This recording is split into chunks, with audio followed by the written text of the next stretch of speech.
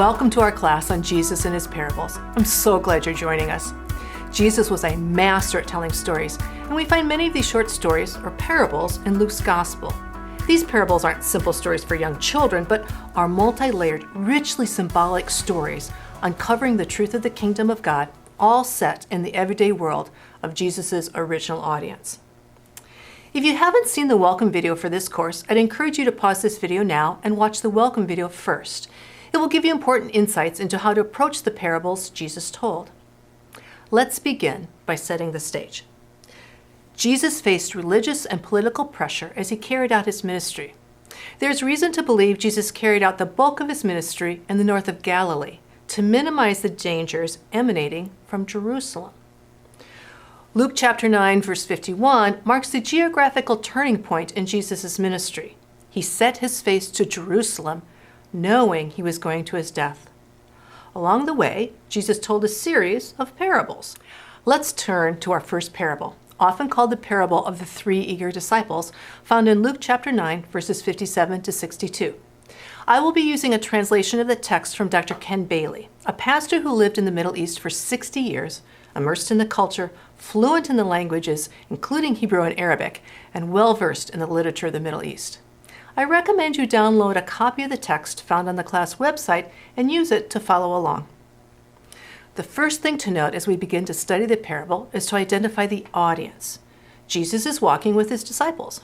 Apparently, there were other people within earshot as well, for Jesus engages with several of them. On your handout, you can see there are three sections corresponding to the conversations Jesus has with the three men. Each section has several similarities. Let's look first at the words follow and go as we see here. The man's statement is followed by Jesus explaining the cost of discipleship, highlighted here in red. Jesus uses short parables in stanzas 1 and 3 to explain the cost of following him. The parable in the first stanza is highlighted in green. Now we can look for the same pattern in the second stanza, which looks like this. Notice, the second stanza doesn't have a separate parable like 1 and 3 do.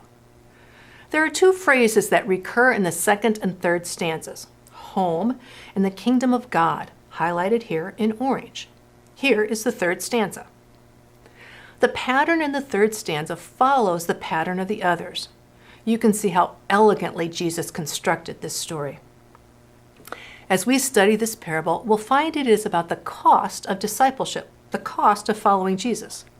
Now, let's look at each stanza separately. Initially, we think this disciple should be commended for wanting to follow Jesus. This is especially true when we realize Jesus had already predicted his death and resurrection twice. A first-century Jew would be shocked anyone would follow a rabbi who said he would be crucified. A good first-century Jew was watching for a Messiah who would fill the prophecies in Daniel chapter 7. They expected a Messiah filled with power and glory. This would-be disciple had not considered the cost of following Jesus.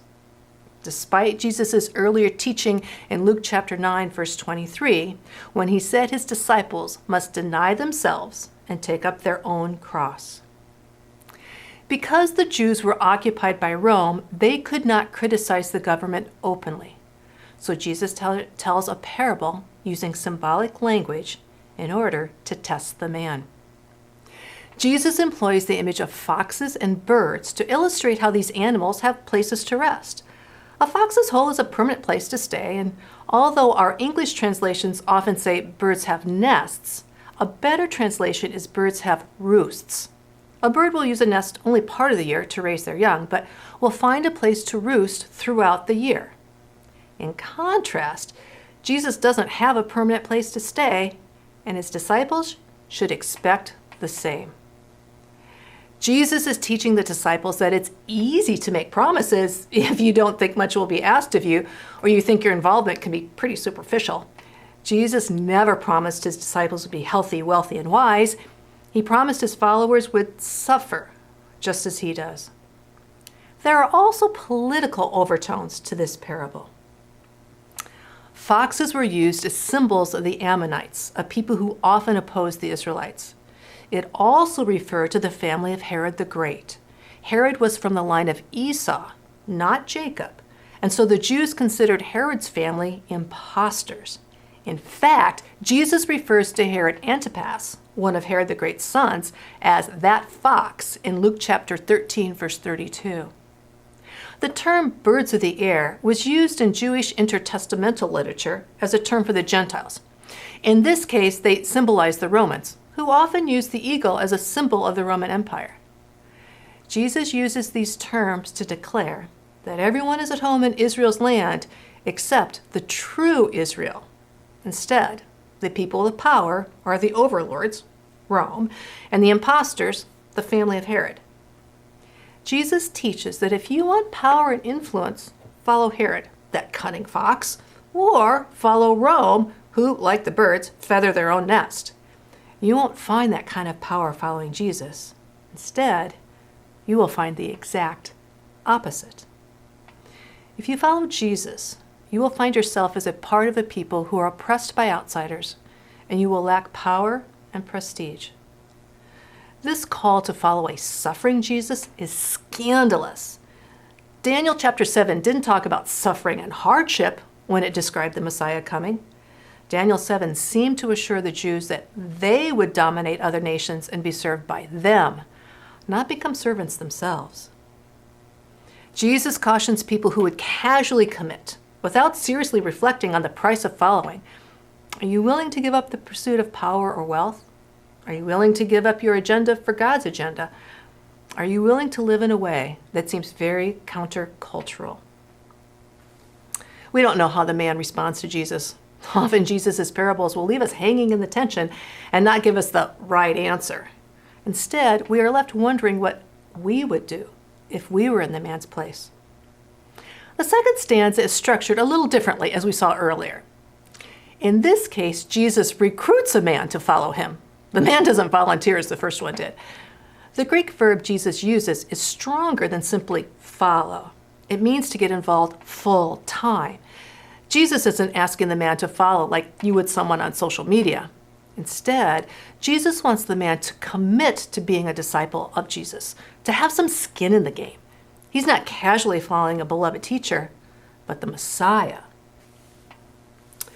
The man's answer seems reasonable to our 21st century Western ears. My father just died or is about to, so let me bury him first, and then I'll be right there. But we need to enter the world of first century Palestine to understand this section. Unlike the experience of death we often have in our culture, our loved ones dying in a hospital or hospice, surrounded by medical personnel and hopefully family, death in Jesus' day happened at home. Because of the hot climate and religious traditions, funerals and burials were held within 24 hours of death. So the man's father wasn't in the middle of dying. If he had been, the man would have been at home taking care of his family, at the deathbed of his father, or preparing for the funeral. Actually, this man is saying, let me serve my father while he's alive, then when he's dead and buried, I'll come and follow you. This is even more stark when you understand that in Middle Eastern culture, a son has a duty to stay at home until his parents die, and only then can he explore different options in life. This man wants to defer following Jesus until who knows when. What is at stake for this man is peer pressure. How could he violate the expectations of his family and community? Of course, we don't face peer pressure in our world today, do we? Jesus teaches that following him is more important than traditional responsibilities. We must resist peer pressure or traditions that get in the way of a life fully committed to becoming more like Jesus. In the final section, a man wishes to follow Jesus, but he has some preconditions. The precondition the man has is he wants to say goodbye to his family before starting this new career. A better translation is the man wants to take leave of his family. In Middle Eastern culture, this phrase implies seeking permission, which happens even today. Adults still seek their father's permission in big decisions, like traveling abroad or changing jobs or getting married. Today it might be ceremonial, but it remains a sign of respect. Now, as a parent, I love the idea of my kids asking my permission before doing things. I actually grew up with a version of this.